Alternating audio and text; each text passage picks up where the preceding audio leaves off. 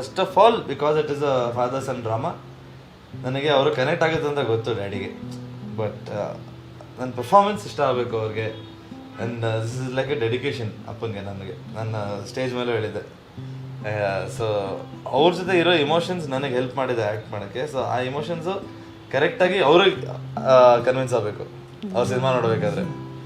So but ಅದಾಯಿತು. Did you go and discuss certain scenes with your father? Oh yeah every day ಏನಾದರೂ scenes ಇದ್ರೆ first record ಮಾಡ್ಕೊಂಡು ಹೋಗ್ಬಿಟ್ಟು ಮನೇಲಿ ತೋರಿಸೋದು ಎಲ್ಲರಿಗೂ. ಸೊ ಆ ಥರ ಪ್ರತಿ ದಿವಸ ಡಿಸ್ಕಷನ್ ಇದ್ದೇ ಇರುತ್ತೆ.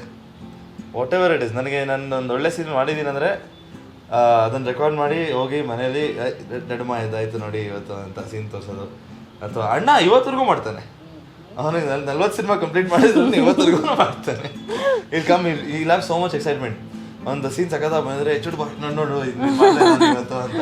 ಸೊ ನಾನು ಅಣ್ಣ ಇಬ್ಬರು ಮಾಡೇ ಮಾಡ್ತೀವಿ. ಸೊ ಈ ರೆಕಾರ್ಡ್ ಗೋ ಹೋಮ್ ಡಿಸ್ಕಸ್ ಹೆಂಗೆ ಮಾಡಿದೆ, ಹೆಂಗೆ ಬೆಟರ್ಮೆಂಟ್ ಏನು ಮಾಡ್ಬೋದು ಅಂತ ಡಿಸ್ಕಷನ್ ಇದ್ದೇ ಇರುತ್ತೆ ಮನೇಲಿ ಯಾವಾಗ.